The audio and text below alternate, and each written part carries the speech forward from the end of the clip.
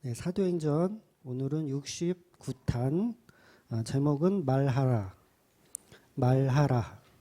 제목이고요. 사도행전 18장 4절부터 11절까지 보겠습니다. 사도행전 18장 4절부터 11절까지 같이 한 목소리로 읽겠습니다. 안식일마다 바울이 해당에서 강론하고 유대인과 헬라인을 권면하니라. 실라와 디모데가 마게도냐로부터 내려오매 바울이 하나님의 말씀에 붙잡혀 유대인들에게 예수는 그리스도라 밝히 증언하니 그들이 대적하여 비방하거늘 바울이 옷을 털면서 이르되 너희 피가 너희 머리로 돌아갈 것이요 나는 깨끗하니라. 이후에 이방인에게로 가리라 하고 거기서 옮겨 하나님을 경외하는 디도 유스드라라 하는 사람의 집에 들어가니 그 집은 회당 옆이라. 또 회당장 그리스보가 온 지방과 더불어 주를 믿으며 수많은 고린도 사람도 듣고 믿어 세례를 받더라. 밤에 주께서 환상 가운데 바울에게 말씀하시되 두려워하지 말며 침묵하지 말고 말하라. 내가 너와 함께 있음에 어떤 사람도 너를 대적하여 해롭게 할 죄가 없을 것이니 이는 이 성중에 내 백성이 많음이라 하시더라. 1년 6개월을 머물며 그들 가운데서 하나님의 말씀을 가르치니라. 아멘. 네, 바울이 이제 고린도 교회에서 계속해서 전도하는 과정들을 우리가 보고 있습니다. 그러니까 고린도 교회가 만들어지는 과정을 이렇게 보고 있는 거예요. 그래서 성경에 보면 이제 고린도 전서, 고린도 후서 있죠? 그 편지의 대상자인 그 교회에서 지금 사역을 하는 것이고요.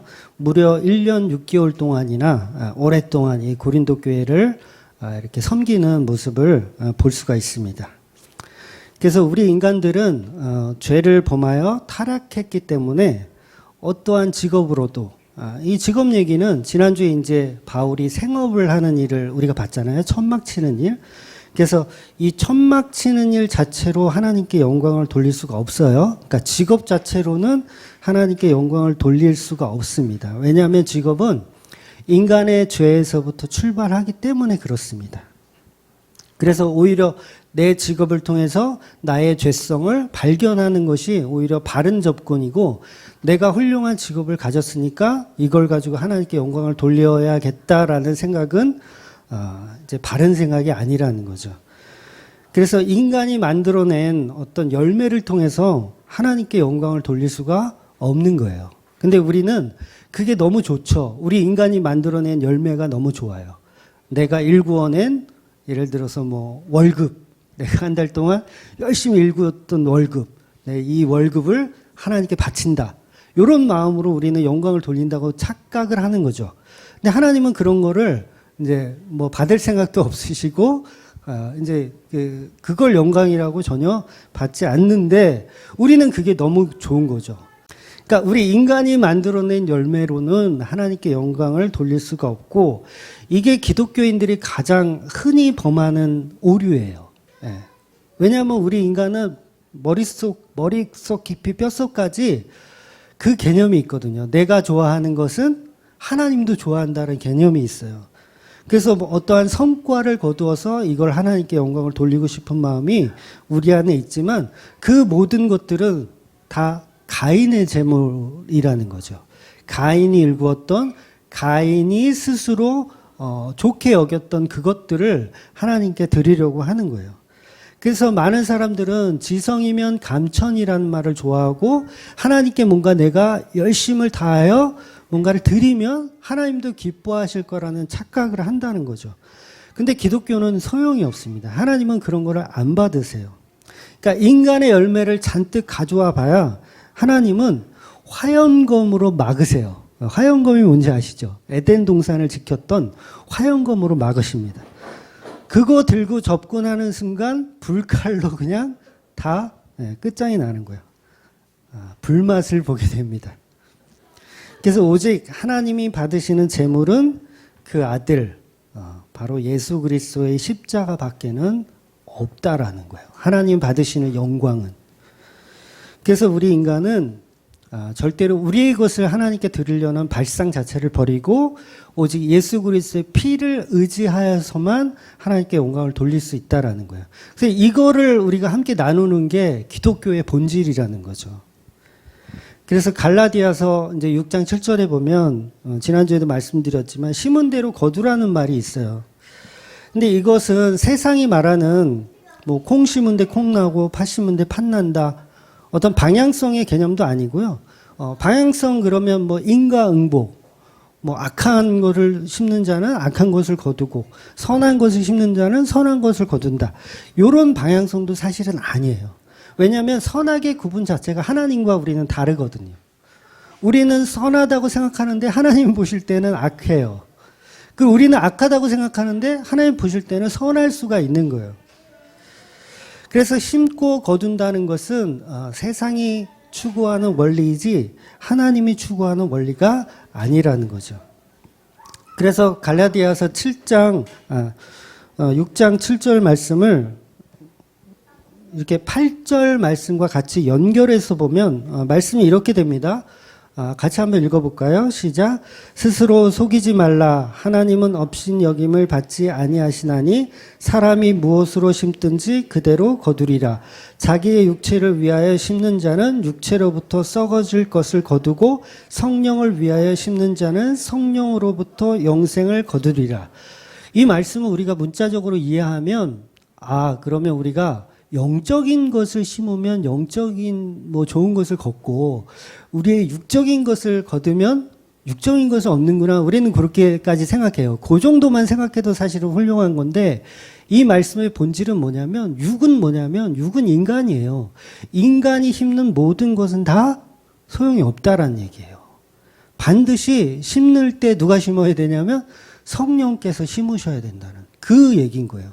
그러니까 우리가 판단하여 이것은 하나님이 기뻐하실 영적인 일일 거야 라고 심어봐야 소용이 없다라는 거죠. 성령께서 심어야 된다는 거죠. 그래서 내가 성령께 사로잡혔느냐 그걸 묻고 계신 거예요. 너가 성령께 사로잡힌 삶을 살고 있느냐. 그렇다면 네가 무엇을 심든지 그것은 성령께서 심고 계시다라는 말씀인 거예요. 내 주인이 누구인가? 우리가 방금 찬양했던 것처럼 내가 십자가에 죽고 내 안에 그리스도가 사시면서 그분이 심고 계신가를 물어보는 질문 같은 말씀인 거죠. 예수님을 주인으로 모시지 않고 사는 것은 전부 육적인 것을 심는 겁니다. 그래서 내가 아무리 선한 것을 심어도 소용이 없다라는 거예요. 내가 그리스도와 영적으로 내가 죽지 않으면 어떤 것을 심어도 소용이 없다라는 거죠. 그래서 성도들은 반드시 십자가에 죽은 사람들, 그런 사람들이 심는 게 이제 영적인 심음이라는 것이죠. 그래서 절대 이 성도들은 육적인 것을 원하면서 추구할 수가 없어요. 왜냐하면 그리스도가 심기 때문에 성령께서 심기 때문에 나의 육적인 것을 그 방향성을 가지고 심을 수가 없다라는 거죠. 그런 기도가 절대 나올 수가 없습니다. 나오려고 해도 이게 왜 이러지? 내가 또 미쳤나 보다. 이런 마음이 다시 생긴다는 거죠. 그래서 저와 여러분은 지금 바울의 모습으로 갈 수밖에 없다라는 거죠. 그래서 우리 성도들이 심어야 할 것은 오직 십자가밖에 없습니다. 왜냐하면 이 십자가만이 성령이 하시는 일이거든요. 십자가를 증거하는 것이 성령이 하시는 일입니다.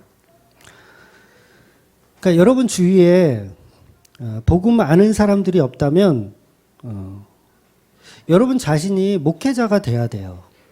여러분 주위에 복음 아는 자들이 없어, 거의.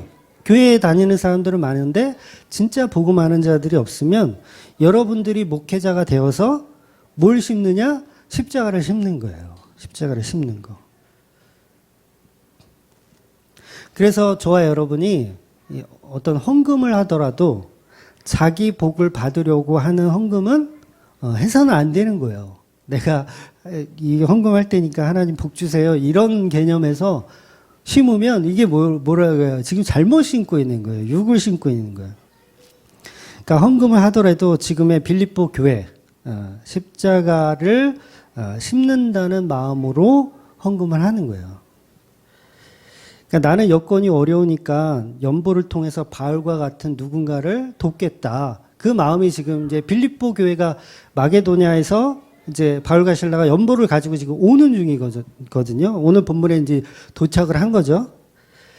그래서 그것들이 바로 십자가를 심는 일이라는 거죠. 그래서 행동은 똑같아요. 다 기독교인들이 다 헌금을 해요. 근데 헌금하는 이유가 다르다는 거죠. 우리는 성도는 헌금을 할 때 십자가를 심는 거예요. 십자가를 심는 거. 그런데 그렇지 않은 시중교회 우리 지사님 말씀하신 시중교회들은 내가 이거 헌금하면 이 헌금의 대로 뭐 30배, 60배로 돌려주신다는 마음으로 심으면 그게 지금 육을 심고 있는 거예요. 육을 심고 있는 거. 그래서 실라와 디모데가 오늘 고린도에 도착하는데 마게도냐에서 연보를 가지고 옵니다. 그래서 바울이 본격적으로 생업을 그만둬요. 정확하게 성경은 이렇게 뭐 그만뒀다 이런 표현은 없지만 정황상 보면 그만둔 게 맞습니다. 그래서 생업을 그만두고 오직 이제 복음 전도에 더 시간을 쏟는 모습을 볼 수가 있어요. 그래서 우리 고린도후서 11장 9절 한번 찾아볼게요. 11장 9절 시작. 또 내가 너희와 함께 있을 때 비용이 부족하였을 때 아무에게도 누를 끼치지 아니하였음은 마게도냐에서 온 형제들이 나의 부족한 곳을 보충하였음이라. 내가 모든 일에 너희에게 폐를 끼치지 않기 위하여 스스로 조심하였고 또 조심하리라. 고린도 후서예요. 그러니까 고린도 교회에 손을 안 벌렸다는 얘기예요. 아직 교회가 이제 잘 완성도 안 됐고 해서 손을 안 벌렸다는 얘기예요. 그래서 마게도냐에서 바울과 실라가 연보를 가지고 와서 그곳으로 나의 지금 이 돈이 떨어진 이 문제를 해결했다. 그 얘기를 지금 고린도 후서에서 하고 있는 겁니다. 그래서 마게도냐에서 온 형제들이 부족한 것을 보충하여 더 이상 돈의 어려움 없이 사역을 할 수 있었다. 그 얘기를 하고 있습니다. 그래서 본격적으로 바울은 복음 전도를 할 수 있었던 거예요. 그런데도 불구하고 이제 전도가 잘 안 되죠. 여전히 유대인들은 대적하고 비방하고 조롱해요. 그리고 죽이려고 덤벼듭니다. 이건 뭐 가는 곳마다 그랬잖아요. 가는 곳마다. 바울이 가는 곳마다. 이 성경이 지금 계속 무한 반복이라 이거 설교를 하기도 민망해. 내용이 맨날 똑같아. 이번 주에도 이것도, 또 이거 돌 피해서 또 도망가는 그 사건인데 하여간 사람들의 마음은 여전히 완악하더라는 거죠. 십자가 복음을 안 믿어요. 그러니까 병이나 고쳐주고 복이나 주면 정말 사람들이 많이 믿는데 십자가만 전하면 사람들이 안 믿더라는 거죠. 안 나오더라는 거죠. 안 나오더라는 거죠. 십자가만 전하면. 그러니까 좁은 길을 실감을 하실 수 있을 거예요. 여러분 각자가. 그러니까 성경에 나오는 전도들을 볼 때 하나님이 능력이 없어서 전도를 못하는 게 아닙니다. 바울을 통해서 저와 여러분에게 복음을 계속해서 설명하고 싶은 내용이 있는 거예요. 그렇게 이해를 하셔야 돼요. 막말로 하나님이 능력이 없어서 전도를 못 하실까요? 얼마든지 하실 수 있어요. 예수님이 수가성 여인을 만나서 전도를 하시는데 우물가에서 전도를 하잖아요. 목마름에 대해서 막 설명하세요. 그러다가 이 여자가 5명의 남편에 대해서도 얘기하고요. 또 예배에 대해서 어디에서 예배를 드려야 하느냐 뭐 이런 질문들 쭉 대화를 이어나가시다가 여자가 끝부분에 어떤 물음을 하냐면 어떤 답을 하냐면 네 맞습니다. 그때가 되면 메시아 곧 그리스도께서 오시면 모든 것을 다 알게 될 때가 올 것입니다 라고 여자가 말해요. 그랬더니 예수님께서 뭐라고 말씀하시냐면 내가 그니라. 그러니까 이 여자가 메시아가 오시면 우리가 다 알게 된다라는 얘기를 하니까 내가 그니라. 이런 얘기를 하는 거예요. 이게 뭐냐면 에고 에이미예요. 에고 에이미를 딱 말씀하세요. 제가 왜 이런 얘기를 드리냐면 요한복음 4장을 이렇게 천천히 읽어보시면 에고 에임이란 말을 예수님께서 하시고 나니까 마치 시간이 정지된 것 같이 표현해요. 성경이. 굉장히 디테일하게 표현하거든요. 내가 그니라 라는 말을 하는 순간 모든 사물이 다 정지된 듯한 느낌. 그래서 읽어보시면 아시겠지만 제자들도 이렇게 먹을 것을 구하려고 왔다가 아무도 그 말에 대답을 못하고 그냥 멍하니 서 있는 모습을 볼 수가 있어요. 이게 무슨 말이냐면 예수님께서 내가 근이라는 말씀하실 때 그거를 부정할 수 있는 사람은 성도라면 아무도 없다라는 거죠. 그러니까 예수님이 내가 누군가를 전도하기를 마음을 먹었어. 그래서 어떤 사람을 전도를 딱 했어. 근데 그 사람이 안 믿어. 그럴 수가 있냐고요. 그건 불가능하다라는 거예요. 왜? 천지를 창조하신 하나님이기 때문에 불가능하다라는 거예요. 그래서 피조물인 여자도 역시 그걸 거부하지 못해요. 에이, 농담 마세요. 아니, 당신 같은 분이 어떻게 메시아예요? 행색도 좀 누추하고 그런데. 라고 거부할 수가 없더라는 거죠. 그래서 물동이를 버려두고 내가 메시아를 만났다라고 뛰쳐가는 거예요. 자기에게 가장 소중한 물동이를 버려두고 동네로 들어가더라는 거죠. 바로 이 복음을 성도는 거부할 수 없다라는 겁니다.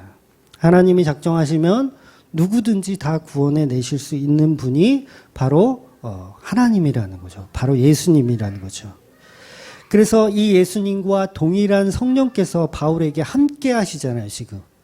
그럼 바울이 선포하는 자마다 다 예수를 믿어야 돼요. 네. 근데 그렇지가 않더라는 거예요. 그럼 이건 무슨 얘기냐면 하나님의 뜻이 그들에게는 없다라는 얘기예요. 물론 때가 아직 아닌 사람도 있겠죠.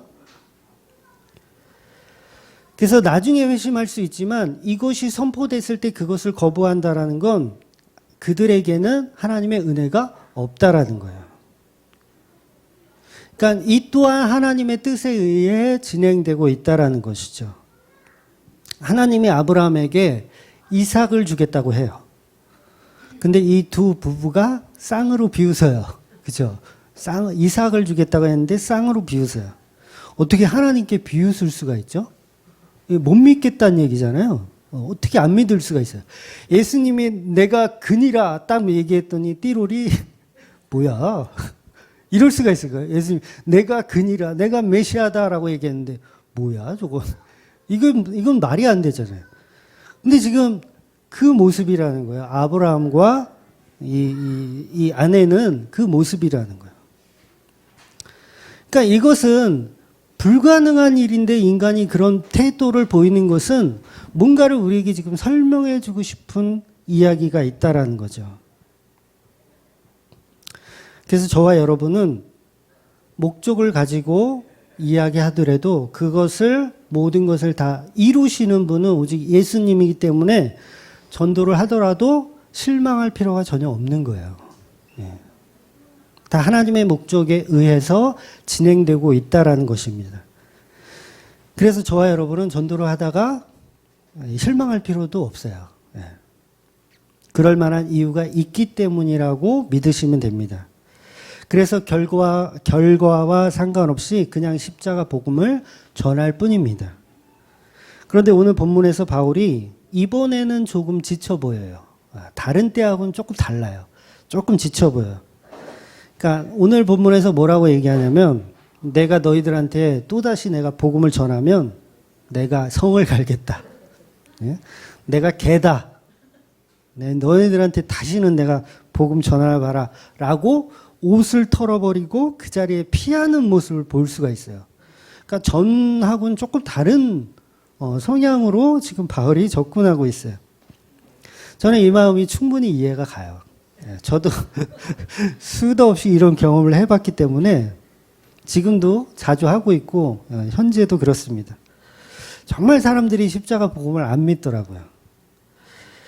그래서 바울도 유대인들에게 옷을 털고 디도, 유스도라 하는 사람의 집에 머물게 됩니다. 그러면서 유대인들에게 복음을 전하지 않는 거예요. 이제는 복음 안 전해요, 유대인들에게. 그런데 독특한 일이 하나 벌어지는데 그게 어떤 일이 벌어지냐면 바울이 거주하는 유스도라라는 그 집이 하필 회당장 옆에 사는 거예요. 회당장 옆. 그러니까 이 회당장이 예수를 믿게 되는 사건이 일어나는 거예요. 그러니까 분명히 바울은 옷을 털고 나서 내가 너희들한테 복음을 전하나 봐. 그런데 간 곳이 하필이면 회당장 그 옆집이에요.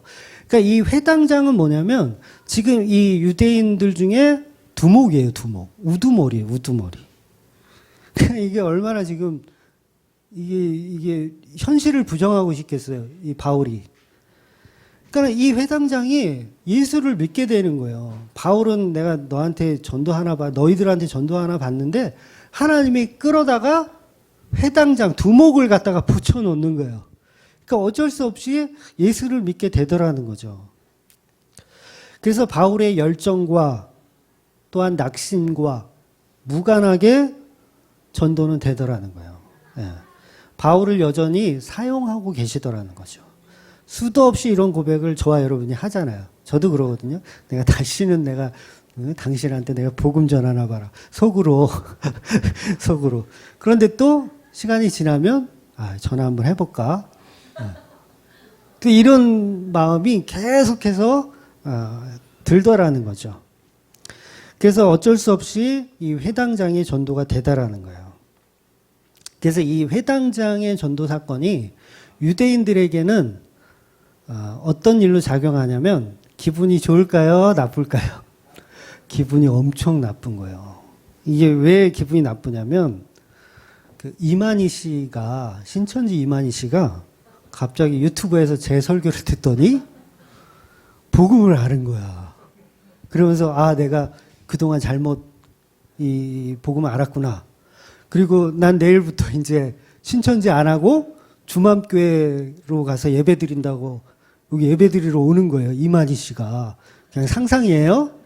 그러면 그 신천지 신도지 14만 명이 다녀오십시오 이럴까요? 아니면 여기 찾아와가지고 막 이혜원 목사 죽인다고 막 난리를 칠까요? 네, 저를 죽인다고 난리를 칠 거 아닙니까? 지금 그 상황이 벌어진 거예요. 회당장이 예수를 믿어버리니까 사람들이, 유대인들이 더 미쳐가지고 더 막 난리가 난 거예요. 그래서 격분하여 그리스보라고 하는 회당장 자격을 박탈해버리고, 회당장이 어떤 이만희 씨를 총회장으로 박탈해버리고, 이제 다른 이제 후임자를 세워서 이제 신천지들이 막 이렇게 공격을 하러 조직이 모여든 거죠. 그래서 지금 상황이 굉장히 지금 안 좋은 상황이 이렇게 된 거예요. 그래서 17절에 보면 나오는 사람이 있는데 소스데네라는 사람이 또 나와요. 이 사람 누구냐면 회당장이 이제 자격을 박탈시켜버리고 새로운 회당장을 아마 세운 것 같아요. 이제 저 인간은 예수 믿으니까 잘라버리고 다른 회당장을 세운 것 같아요. 그래서 이 소스데네를 중심으로 해서 바울을 죽이려고 지금 덤벼들고 있는 상황입니다. 바로 그런 상황에서 예수님이 환상 중에 바울에게 나타나셔서 9절에 말씀하시는 거예요.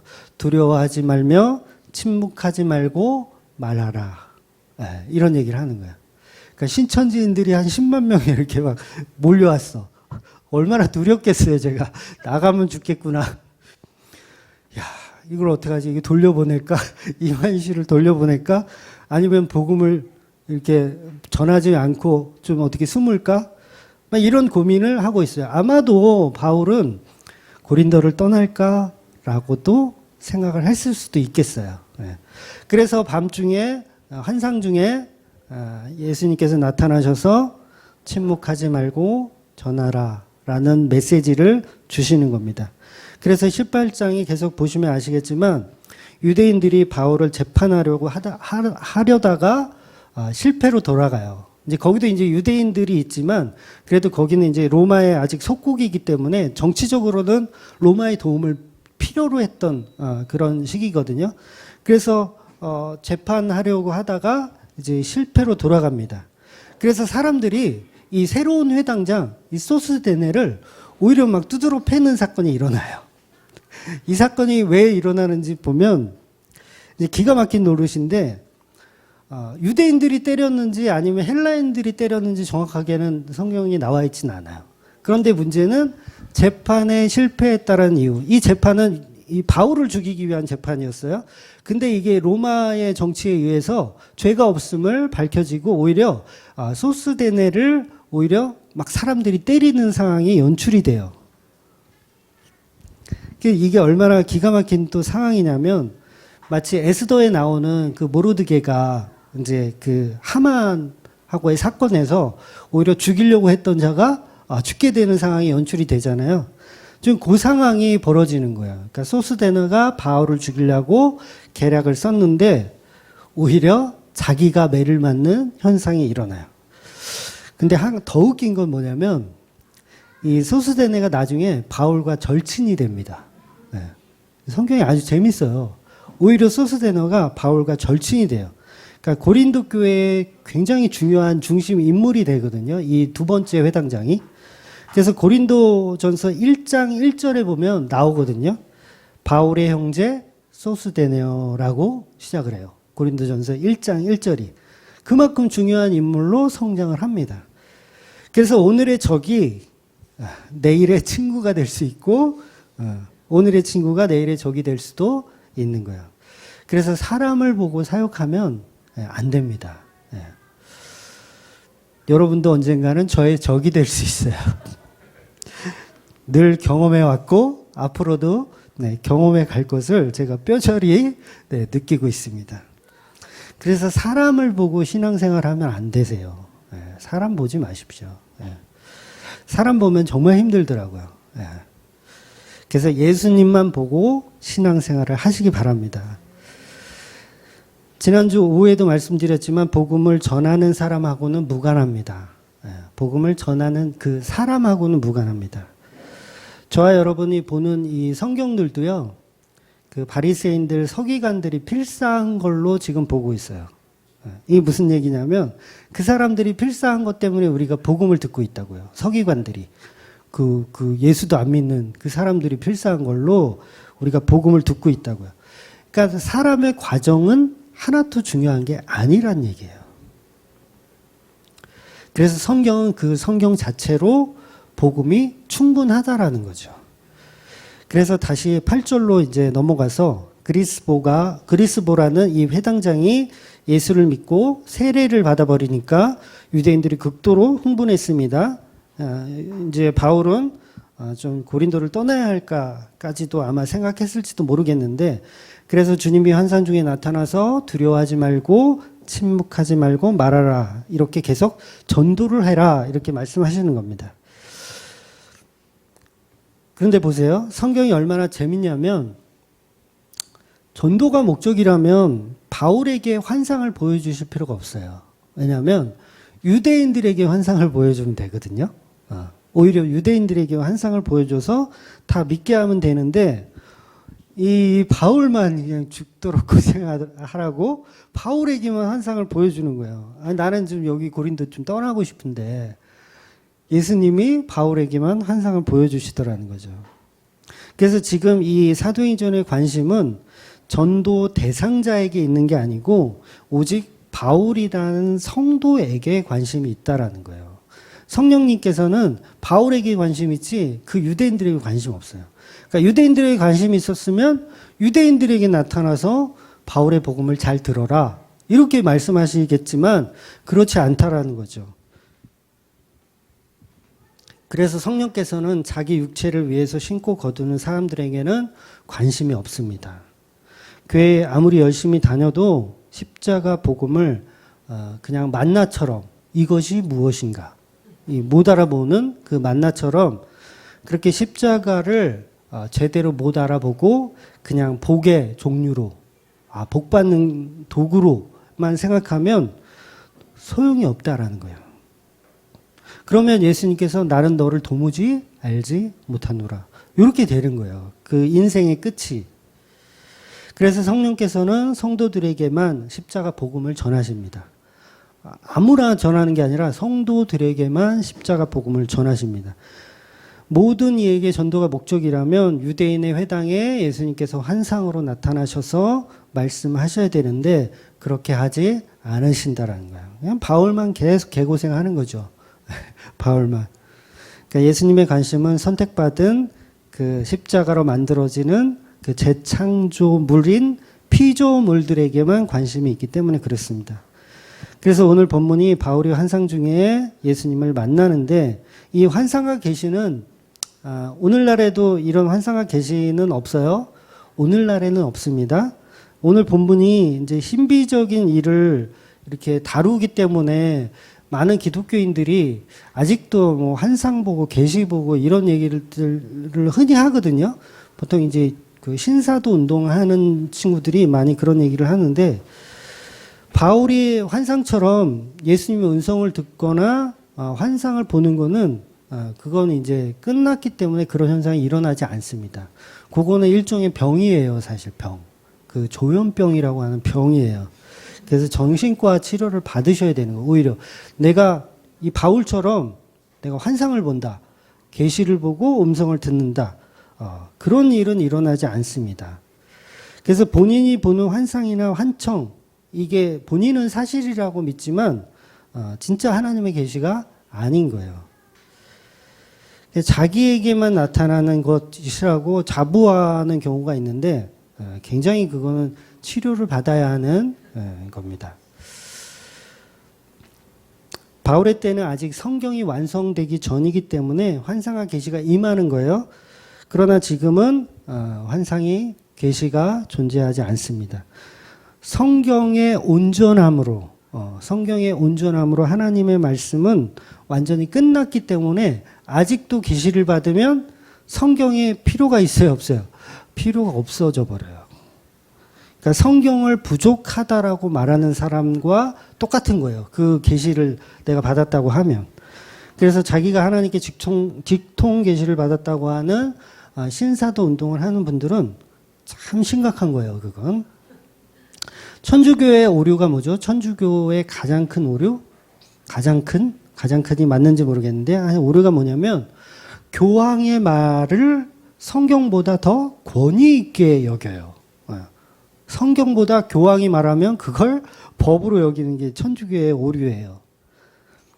그러니까 성경이 완성된 지금도 많은 교회에서 이제 방언하고 예언하고 계시받고 이게 뭐냐면 성경의 완전성을 부인하는 거예요. 그러니까 여전히 성경이 부족하다라고 이야기하는 이단인 거예요. 성경 66권은 하나님의 말씀으로 완전합니다. 온전해요. 더하거나 뺄 수도 없을 만큼 온전합니다. 그래서 성경의 완성으로 온전한 것이 올 때에는 고린도전서 13장의 말씀처럼 온전한 것이 왔다라는 그 뜻, 그 말씀, 십자가에서 예수님께서 다 이루셨다라고 완성을 선포하셨잖아요. 그러니까 십자가로 다 이루신 그 십자가만을 증거하고 있는 그 성경 66권이 이제 모든 계시의 종결이에요. 모든 계시는 성경 66권으로 끝났습니다. 그것을 온전한 것이라고 하는 거예요. 그래서 십자가 안에 있는 상태가 온전한 상태가 되는 겁니다. 그래서 십자가 보혈로 덮여진 상태가 온전하기 때문에 성경 66권은 십자가만을 증거하고 있는 거죠. 그래서 저와 여러분이 십자가를 믿을 때 그게 온전한 거예요. 그래서 온전한 것이 오면 예언도 패하고 방언도 패하는 겁니다. 그러니까 천국에 가기 전에 이 땅에서 가장 온전한 것이 뭐예요? 하나님의 말씀이에요. 성경 66권. 성경만이 온전한 진리입니다. 왜? 성경이 바로 예수 그리스도의 십자가만 증거하고 있기 때문에 그래요. 그래서 이 온전한 교회 있을 수 없겠지만 온전한 교회라고 표현할 때 오직 예수 그리스도의 십자가 복음만 증거하는 그 성경 66권을 토대로 전하는 교회만이 온전한 교회라고 우리가 할 수가 있는 거예요.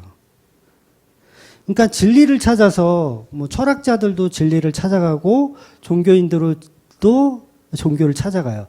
근데 그 찾아간 진리의 끝은 어디여야 하냐면 성경 66권이어야 하는 거예요. 그래서 그 성경을 통해서 뭘 발견하냐? 예수 그리스도의 십자가 피를 발견하는 거예요.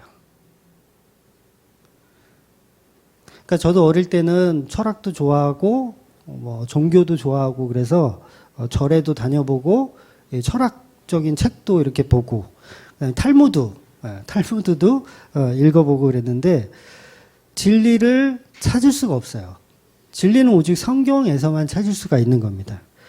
그러니까 성경이 완성된 지금은 예언이나 방언을 통해서 받는다는 것은 복음이 아니고 그건 악령이에요, 사실은. 어느 분이, 집사님 한 분이 그러시더라고요. 유튜브에 보면은 그 방언자라는 여자가 있다고 그래서 제가 한번 찾아봤어요. 그 홍혜선 씨라는 분이 방언으로 하는 그 영상이 있어요. 한번 심심하실 때 좀 난 개콘 같은 개그 콘서트 같은 게 좀 보고 싶다라고 생각하시면 한번 찾아봐서 보세요. 방언하는 거를 찍어놨더라고요. 본인이 방언하는 거. 야, 구라가 너무 티가 나. 중간중간에 한국말이 섞여 있어. 중간중간에 한국말이 섞여 있어.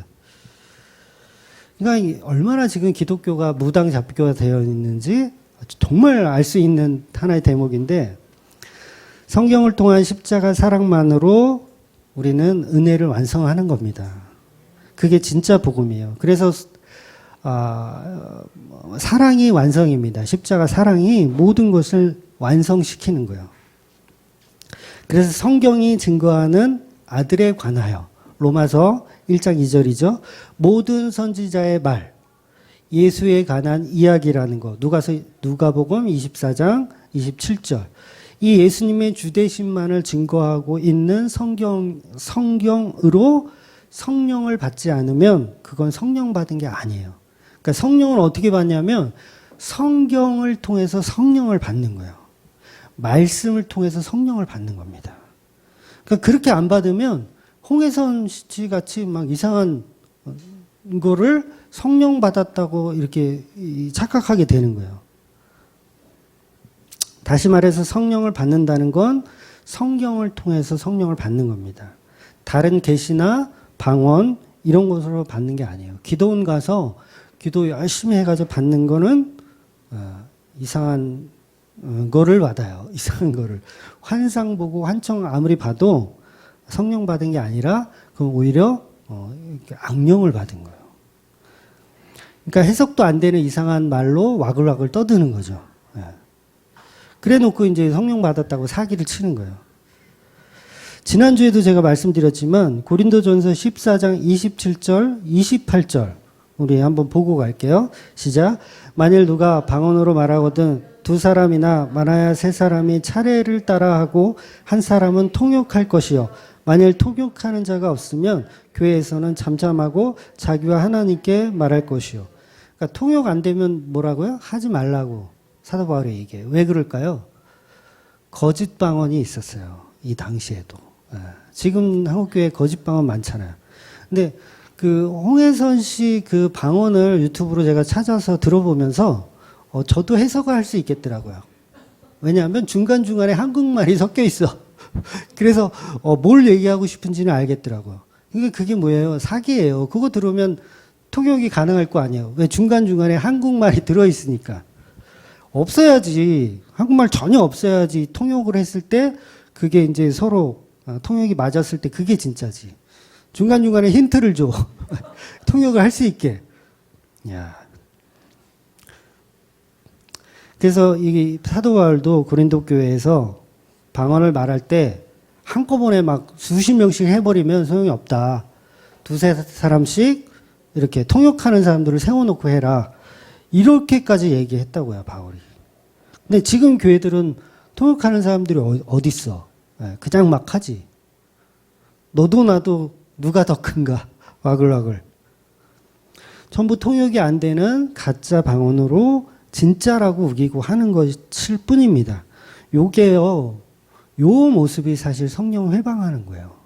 성령을 아주 이 코미디로 만드는 거예요. 아주 우롱하고 있는 거예요, 성령을. 성령 회방은 저처럼 이제 방언 못하게 하면 이제 성령 회방죄다 막 이러거든요. 사람들이 방언 못하게 하면 성령 회방이래요. 근데 바울이 지금 그러잖아요. 하지 말라고. 그럼 바울도 지금 성령 해방하고 있는 건가요? 아니에요. 통역 없으면 자꾸 방언으로 이상한 말 하지 말라는 거예요. 성령이 하시는 일은 제가 요한복음 할 때 정말 많이 말씀드린 건데 죄에 대하여, 의에 대하여, 심판에 대하여 말씀하시는 분이 성령이에요. 막 이상한 소리 짓거리게 도와주시는 분이 아니에요. 그런 게 성경에 어디 있어요. 성령님이 하시는 일은 방언이나 하는 존재로 만들어 버리시면 안 돼요. 어떻게 성령님이 하나님입니다. 예수님과 동일한 하나님이에요. 그런데 어떻게 성령님을 방언이나 하는 존재로 만드냐고요. 응? 그 이슬람 애들 방언하는 거 혹시 보셨어요? 잘해요. 이슬람 애들. 그 뭐야, 성령 없잖아요. 이슬람 애들은 성령 없어요. 자기네들이 하나님 믿는다고 우기고 있는 거지. 근데 얼마나 잘하는지 몰라요. 왜 스님들도 마하반야 바람일다 이런 거 할 때 이게 좀 이게 좀 안 되는 그 사람들은 뭔 말인지 하나도 못 알아들어. 그게 방언이지 뭐야. 우리 기독교에서 하는 방언이지 뭐야. 성령께서는 오직 죄에 대하여, 의에 대하여, 심판에 대해서만 말씀하십니다. 그래서 고 하는 말씀을 방해하면 뭐예요? 그게 성령 해방인 거예요. 성령께서 죄에 대하여 설명하고, 의에 대하여 설명하고, 심판에 대하여 설명하고 있는데 그걸 방해해. 아니야, 성령님은 그런 거 하시는 분이 아니라 나의 입술을 주장해 주셔서 랄랄랄랄랄 이런 걸 해주게 하시는 분이야 라고 하는 게 성령 해방이라고요. 거꾸로 된 거예요, 지금. 거꾸로 된 거. 우리 요한복음 한번 볼게요. 16장 8절에서 12절 말씀 같이 보겠습니다. 시작. 그가 와서 죄에 대하여, 의에 대하여, 심판에 대하여 세상을 책망하시느니라. 죄에 대하여라 함은 그들이 나를 믿지 아니하며, 의에 대하여라 함은 내가 아버지께로 가니 너희가 다시 나를 보지 못하며, 심판에 대하여라 함은 이 세상 심판이 임금이 심판을 받았습니다. 내가 아직도 너희에게 이를 것이 많으나 지금은 너희가 감당하지 못하리라. 그러니까 이게 내가 떠나고 난 다음에 보혜사 성령을 보내줄 거야 라고 말씀하신 다음 이야기들이에요. 그러니까 죄는 뭐라고 또 구체적으로 또 예수님께서 자상하게 또 설명을 해주세요. 죄는 뭐냐? 9절에 예수님을 믿지 않는 것이 죄라고 정의해 버리세요. 죄는 뭐냐? 그러면 내가 욕심 부린 거요. 내가 사기친 거요. 이래야 되는데 예수님이 나를 믿지 않는 것이 죄다. 이렇게 정의해 버린다는 거예요. 우리의 가치관과 전혀 다른 얘기를 하세요. 그러니까 내가 평생 강도짓을 하고 살았어. 그런데 그걸 죄라고 묻지 않으시더라는 거예요. 예수님을 믿어버렸더니 더 이상 그걸 죄라고 묻지 않으시더라는 거예요. 문책을 안 하신다라는 거예요. 얼마나 좋아요. 속으로. 다 못된 인간들. 그런 못된 인간들이 구원을 받더라는 거예요. 강도가 심판대 앞에 섰을 때 통과해요. 통과. 물어보지 않으세요. 너 어떤 나쁜 짓을 했냐? 이렇게 물어보지 않으세요. 예수님이 쟤는 내가 알아. 내 친구야. 내 십자가에 달렸을 때 내 옆에 같이 있었던 내 친구야. 그냥 통과시켜. 예수님이 그러신다라는 거예요. 저 여인은 가늠한 여인인데 내가 알아. 내 친구야. 내 아내야. 심지어는 내 아내야 라고 말씀해 주시더라는 거죠. 내 신부야 라고. 가늠한 연인인데 그게 십자가 은혜입니다. 그게 십자가 은혜예요. 지금 요한복음이 여기에 뭐가 들어있냐면, 이 요한복음이 말하는 이 속에 뭐가 들어있냐면 십자가가 들어있어요. 십자가가. 예수님이 떠나고 난 뒤를 설명하잖아요. 이 떠나고 난의 이 개념이 뭐예요? 십자가예요. 십자가를 지고 난 이후에 말씀하시는 거예요. 그래서 십자가를 빼놓은 성령은 있을 수 있다 없다? 없어요. 십자가를 빼놓는 성령은 있을 수 없어요. 그래서 성령이 하시는 일, 이 세 가지 모두 십자가를 중심으로만 돌아갑니다. 또 의에 대해서는 뭐라고 합니까? 10절에 아버지께로 가니 너희가 나를 보지 못하며, 이것도 십자가 이야기예요. 내가 아버지께로 가니 너희가 나를 보지 못한다. 십자가 진단 얘기잖아요. 십자가를 이야기하는 거예요. 십자가로 다 이루시고 아버지 우편에 가시는 이야기를 합니다. 그게 의예요. 십자가에 죽으시고 아버지 옆으로 가는 게 의라고요. 그러니까 너희가 나를 보지 못하는 그 상태, 십자가에 죽어서 하나님 옆에 가는 상태, 그걸 의라고 해요. 그래서 다 이루었다예요. 그 다음 심판이 뭐냐면 11절에 이 세상 임금이 심판을 받았습니다. 십자가를 통하지 않고 세상의 권력, 세상의 힘을 통해서 천국 가라고 하는 놈들은 심판받는다는 얘기예요. 세상의 힘으로 천국을 가려고 하는 애들은 심판을 받는다는 거예요. 요 세 가지가 성령이 하시는 일, 오직 십자가에 관해서만 말하는 게 성령의 일입니다. 예언받고 방언받고 이게 성령 받는 게 아니에요. 그런 사람들은 예수님이 나는 너를 도무지 알지 못한다라고 하시는 거예요. 왜 그 교인들이 신앙생활을 하면서 십자가보다는 내 방언, 내 예언, 내 병고침, 내 소원 성취, 내 가족의 안녕, 찔리죠? 전부 십자가 없는 나의 이야기만 추구하면 거기 그 사람은 성령과 무관한 사람이라고요. 그러니까 성령 받았다는 본인의 착각으로 악령 받은 것도 모르고 기독교 무당으로 사는 거예요, 그냥. 기독교 무당. 무당들이 그러잖아요. 귀신 들렸다고. 신내림 받았다고. 신내림 받아가지고 교회에 앉아 있는 거예요. 나 방언 받았다고. 예언 받았다고. 동쪽으로 가라, 서쪽으로 가라. 귀인을 만날 것이다. 신학교에도 그런 분들이 있거든요.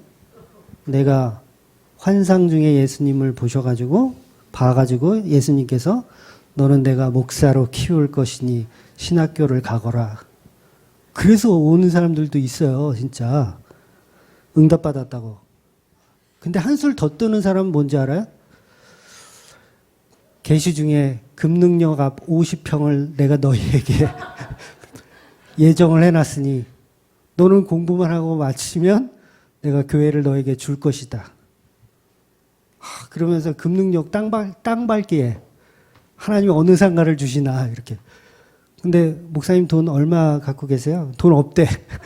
하나님이 주실 거래. 그런 사람들 제가 정말 많이 봤어요. 전에 이제 제가 다니던 기도원에 거기는 이제 목회자들이 주로 오는 기도원인데 거기는 거의 목회자들이 거의 한 달씩 막 40일씩 기도하는 기도원인데 숙식을 하잖아요. 그럼 그 목사님들하고 이렇게 친해져서 얘기해 보면 절반 이상은 다 그거야.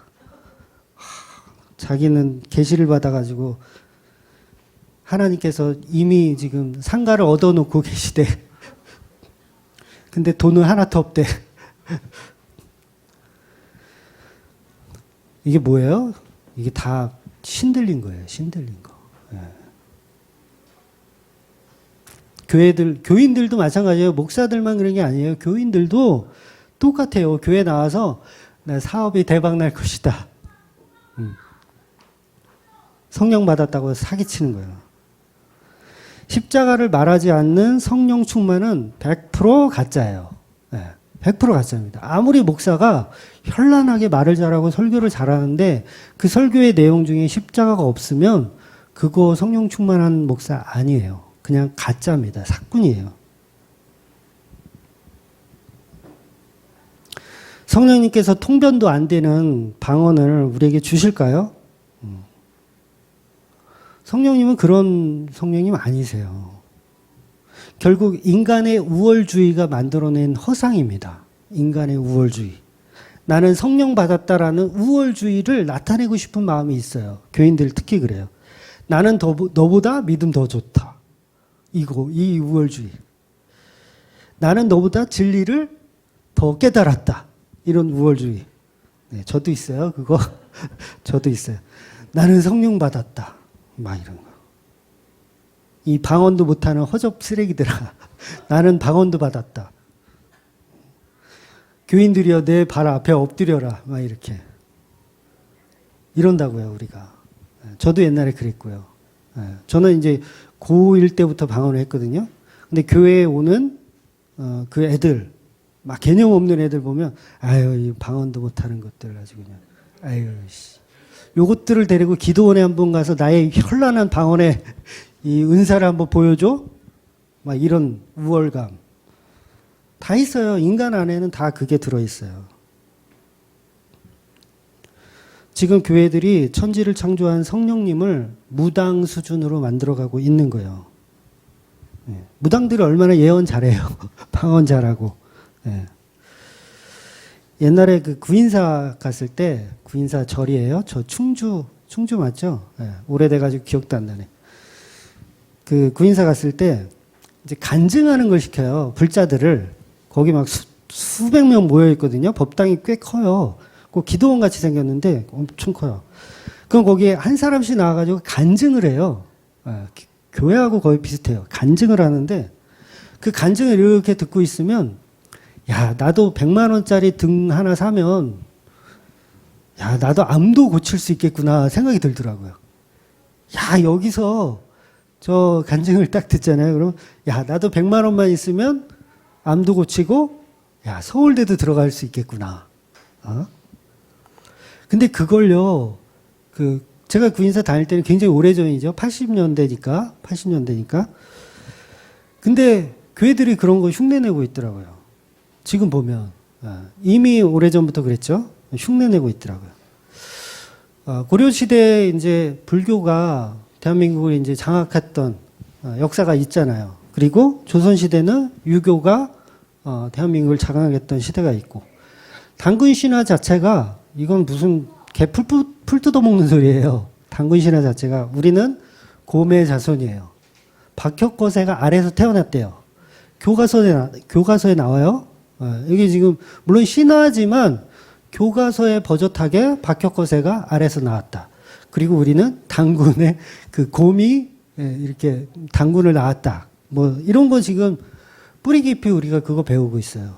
그러니까 무속적인 신앙이 우리 안에 그대로 있어요. 그러니까 뼛속까지 우리는 샤머니즘적인 무당의 습성이 우리 안에 있어요. 그래서 기독교가 들어오면 그 기독교를 우리가 우리 스타일로 변질을 시켜요. 그러니까 교회도 전부 무당 스타일로 만드는 거예요. 그러니까 종교가 변질되더라는 거죠. 그러나 참 복음은 절대 변질되지 않습니다. 그래서 소수의 사람들을 통해서 오늘도 십자가의 복음은 그대로 전해지고 있는 거예요. 무당들과 상관없이 소수의 그 진짜 십자가 복음은 전해지고 있더라는 거죠. 성령님은 십자가의 구원에 은혜만을 선포하고 계신 겁니다. 저와 여러분이 성령을 받은 사람이라면 십자가만 말하게 되어 있어요. 무슨 자기가 신앙이 좋다, 나는 성경 많이 한다, 나는 복음 많이 한다, 이런 말을 절대 할 수가 없습니다. 그래서 오직 십자가만 자랑할 수밖에 없어요. 진짜 성령 받은 사람은 십자가를 자랑합니다. 자기의 약함을 통해서 십자가를 자랑해요. 자기의 우월함을 통해서 자랑하는 게 아니라, 바울이 성경에서 환상 본다고 해서 지금 우리도 가능한 게 아니란 얘기예요. 우리에게 온전한 것은 오직 성령입니다. 그래서 바울은요, 성경 구경도 못 해보고 죽었어요. 신약 성경 구경 못 해보고 죽었습니다. 바울은. 그래서 그 이유가 뭐냐면 바울이 지금 성경을 만드는 그 중심 속에 있기 때문에 그래요. 그러니까 사도 요한의 성경의 완성으로 더 이상 성경 말고 다른 계시는 없어요. 여러분, 칼빈이 그 장로교의 창시자라고 할 수 있는 존 칼빈이 방언했다는 얘기 들어보셨어요? 칼빈이 방언을 했다. 네, 칼빈도 방언은 그냥 외국어로 생각했기 때문에 이미 끝난 것으로 봐서 방언에 대한 논쟁조차도 없었어요. 종교개혁 때도 그렇고. 그런데 지금 한국은 너무 많죠. 그런 방언하고 예언하고 이런 게 너무 많죠. 왜 그런 걸까요? 여기 샤머니즘이라는 거예요. 한국 사람들이 국산으로 만들어 놓은 거예요, 이게 지금. 그러니까 칼빈이 한국교회 와서 방언하는 거 보면 아마 기절초풍할 거예요, 아마. 이게 기독교 맞나? 이거 기독교 아닌데? 새로운 종교 같은데? 라고 얘기할 거예요. 그래서 직통제시는 이제 끝났습니다. 그런 비진리에 속지 마시라고 제가 말씀을 드리는 거예요. 오직 성령 받은 사람은 나의 환경, 직업이나 재산 유무와 상관없이 오직 예수 그리스도의 십자가만을 증거하게 됩니다. 그래서 오늘 본문은 바울이 성경을 쓰고 있는 중이기 때문에 계시를 통해서 주님의 음성을 듣고 두려워하지 말고 복음을 계속 전하라는 말씀을 하고 있는 거예요. 지금 바울의 의지로만 전도하고 있는 게 아니죠. 바울의 의지로 전도하고 있는 거 아니에요. 바울 안에 계신 그 예수께서 바울의 삶을 주장하고 있는 겁니다. 그래서 전도는 인간이 하는 게 아니고 예수님이 하시는 거예요. 그러니까 자유의지를 통한 나의 노력과 수고로 인한 전도라고 생각하면 큰 오산입니다. 그래서 분명히 이들 유대인들 속에는 선택받은 사람이 있기 때문에 저와 여러분이 다 그 안에 포함되어 있는 거예요. 그래서 예수님이 바울의 환상 중에 계속해서 전도를 하라고 말씀하시는 거예요. 그러니까 태초부터 선택받은 자들은 그들이 유대인이더라도 바울의 환상을 보여주시면서까지 복음을 전하게 하시는 겁니다. 그래서 바울도 유대인 출신이에요. 예수님도 유대인 출신이에요. 그 출신은 이제 중요한 게 아닙니다.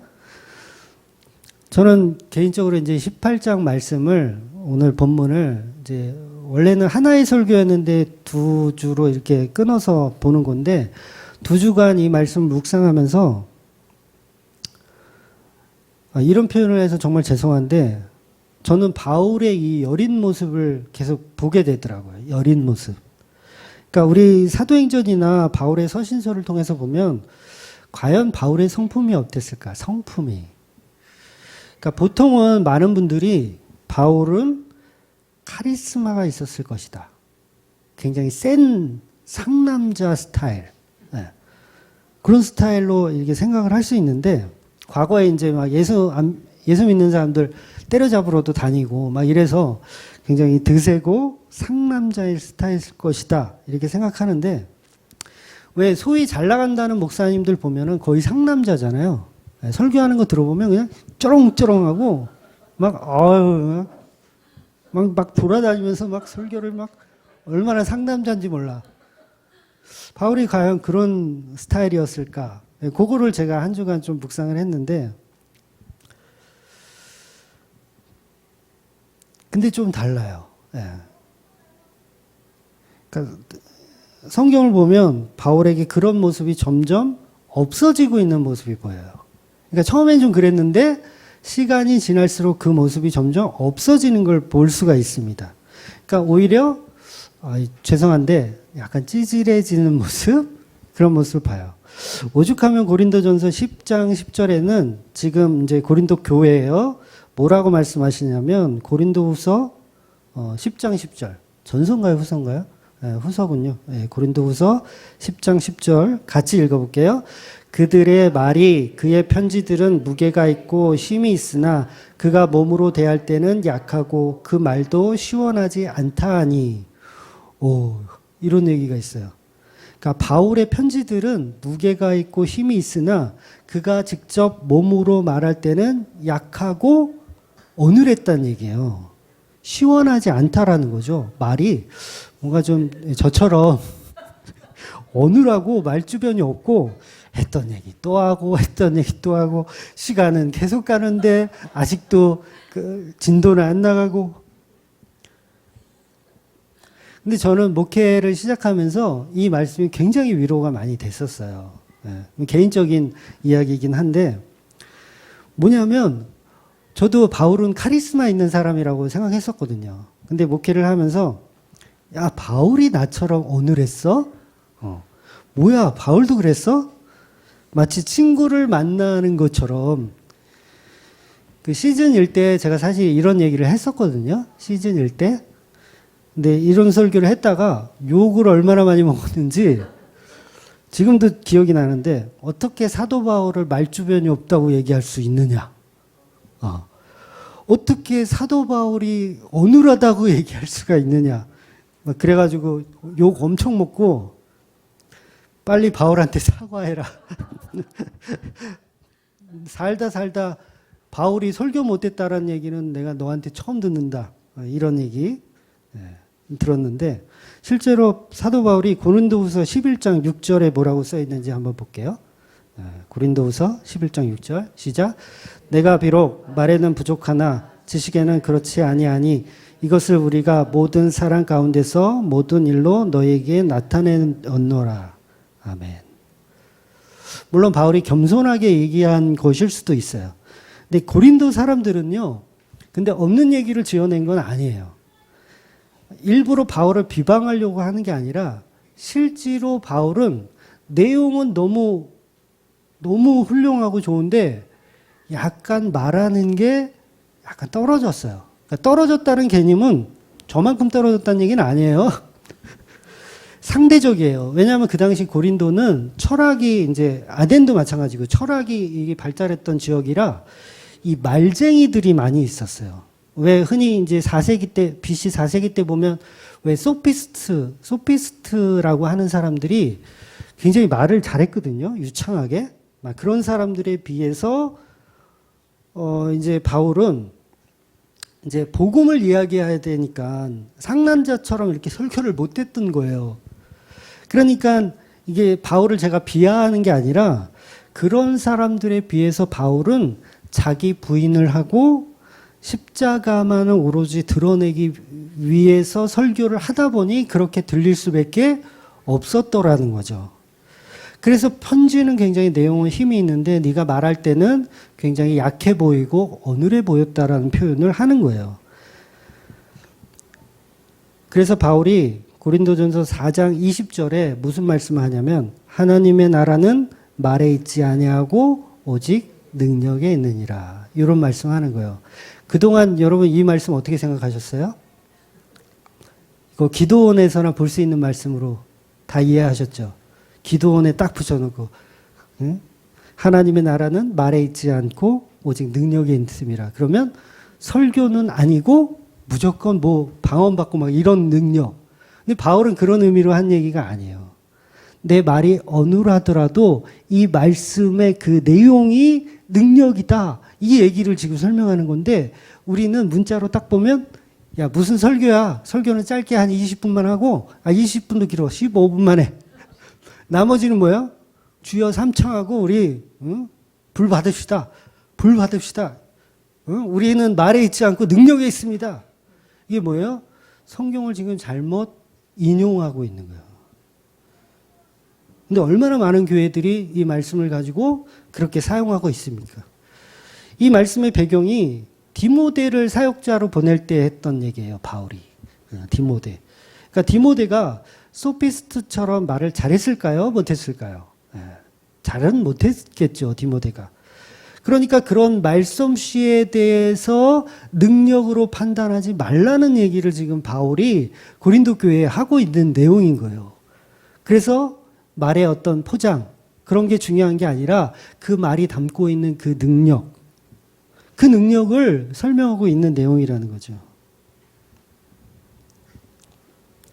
그런데 사람들은 다 이 말씀을 가지고 무슨 방언의 능력, 예언의 능력 이렇게 잘못 오해를 하더라는 거예요. 그래서 방언도 못하는 게 무슨 목사냐 이렇게 복음을 유창하게 말하더라도 바르게 전해야 그게 능력이란 얘기를 바울이 하고 있는 겁니다. 그래서 바로 앞에 고린도전서 4장 19절, 20절을 연결해서 보면 뭐라고 쓰여 있냐면 한번 연결해서 볼게요. 시작. 주께서 허락하시면 내가 너에게 속히 나아가서 교만한 자들의 말이 아니라 오직 그 능력을 알아보겠으니 하나님의 나라는 말에 있지 아니하고 오직 능력에 있습니다. 19절을 붙여만 봐도 이게 그 얘기가 아님을 금방 알 수 있어요. 왜냐하면 교만한 자들의 말이 아니라고 하잖아요. 교만한 자들의 말. 그러니까 교만한 자들의 말이 뭐예요? 교만한 게 뭐예요? 말 잘하는 거죠. 말 엄청 잘해요. 막 돌아다니면서 설교해. 막 이렇게 앉았다 일어났다 막 그러면서 막 이렇게 너무 교만하게 설교를 너무 잘해. 그런데 그게 능력이 아니라고 설명하는 거예요. 디모데 같이 좀 설교를 잘 못하더라도 그 내용을 가지고 전달하는 게 참 능력이다라는 걸 사도 바울이 이야기하는 거예요. 그러니까 교만한 자들의 말을 믿지 말고 오직 그 내용, 그 복음의 능력을 믿으라고 사도 바울이 그렇게 얘기하는 겁니다. 아무리 말솜씨가 좋아도 교만한 자들은 가짜라는 거예요. 네. 그러니까 바른 복음을 전하는 디모데 같은 사람이 전하는 복음을 신뢰하라라는 얘기를 하고 계신 거예요. 그걸 능력이라고 설명하는 겁니다. 그러니까 이 말씀을 성경보다 더 능력 있는 어떤 것을 권위의 용도로 사용하면 그 잘못 사용하는 겁니다. 그러니까 기도원에는 이런 문구를 붙여서는 안 돼요. 무슨 말인지 이해하죠?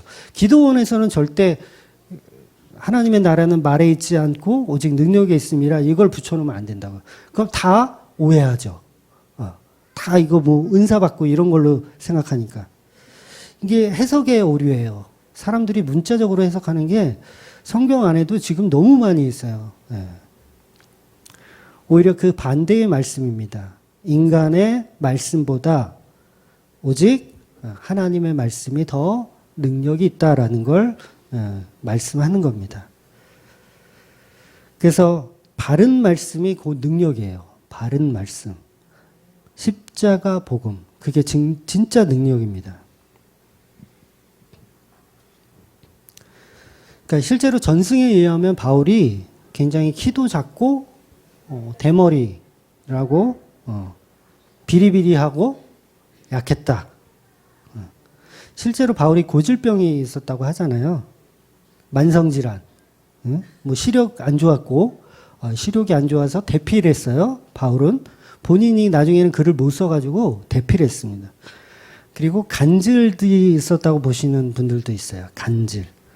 공황 발작. 이렇게 보기도 하고요. 제가 볼 때도 그런 것 같아요. 두 가지 다 있었던 것 같아요. 시력도 안 좋고 간질도 있었고. 이유가 뭐예요? 바울이 자고하지 않게 하시려고. 그러니까 사탄의 가시를 주신 거는 바울이 교만하지 않게 하시려고 주신 거예요. 그래서 바울의 능력은 뭐라고요? 말씀입니다. 바울의 능력은 말씀이에요. 그런데 이 말씀은 현란한 말솜씨가 아니에요. 바로 십자가를 향한 방향성을 이야기하는 겁니다. 그래서 바울의 주특기가 뭐냐면 약함을 자랑해요. 이게 바울의 주특기예요. 바울 목사님의 주특기는 나의 약함을 자랑해요. 그러니까 저와 여러분도 십자가라는 약함을 자랑하셔야 되는 거예요. 그러니까 바울의 그 서신서들 보면 갈라디아서만 조금 세요. 왜냐하면 그 이단에 빠진 사람들에게 막 경고하는 메시지가 좀 들어있어서 갈라디아서만 조금 드세고요. 나머지는 그렇게 드세지 않습니다.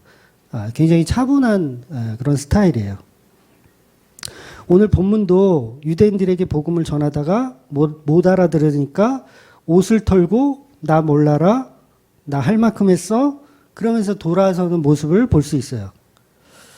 이게 카리스마적인 게 아니에요, 지금. 약함이에요, 이게. 나 너무 힘들어. 이 새끼들하고 도저히 내가 복음을 전할 수가 없겠어. 나 갈 거야. 난 갈 거야. 난 너네들하고 못 있겠어. 막 요런 느낌. 이거 삭제해야 되겠다. 이거 전혀 공감을 못 하시네. 그러니까 바울이 지금 그 모습이라는 거죠. 삥 뜯기는 모습이에요. 막 전했는데 못 알아듣고 자꾸 자기를 해코지만 하려는 거야. 나 몰라. 이제 나 안 해. 나 이제 갈 거야.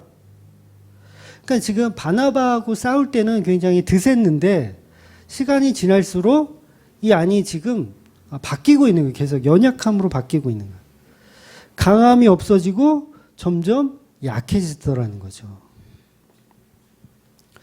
점점 바울이 예수님의 십자가로 장악되어져 가는 모습을 보시는 겁니다. 그래서 바울이 초반에는 굉장히 세 보이지만 갈수록 여린 모습이 드러나게 되는 겁니다. 5절에 보면 바울이 전도하는데 예수님이 그리스도라는 것을 계속 설교를 하니까 하나님을 믿는다고 하는 사람들이 바울을 비방하고 조롱을 합니다. 과연 어떤 내용을 가지고 유대인들이 바울을 조롱하고 비방했을까? 분명히 유대인들 나름대로 성경을 가지고 비방하고 조롱했을 겁니다. 하나님을 운운하면서 나무에 달려 저주를 받은 사람은 절대 하나님의 아들이 될 수가 없다라는 식으로 계속 조롱했을 거예요. 예수는 실패자다라고 조롱했을 겁니다. 오죽하면 바울이 지금 나 몰라. 나 이제 전도 안 해. 본문 18장 6절 볼게요. 그들이 대적하여 비방하거늘 바울의 옷을 털면서 이르되 너희 피가 너희 머리로 돌아갈 것이요 나는 깨끗하리라 이후에는 이방인에게 가리라 하고 오죽하면 바울이 얼마나 속이 상했으면 옷을 털어버리고 유스도라는 교인의 집으로 그냥 가냐고요. 약한 바울의 모습을 우리가 보고 계신 거예요.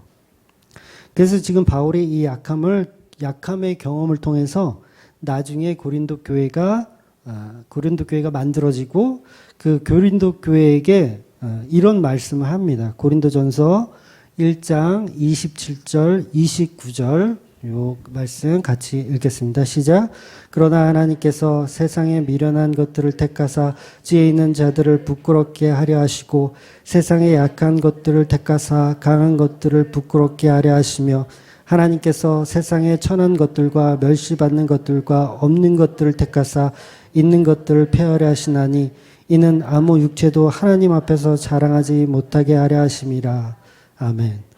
요 굉장히 약해 보이죠? 얼마나 약해 보여요? 미련하고 어리석은 것들을 들어서 강한 것들을 혼내신다. 이런 말씀이잖아요.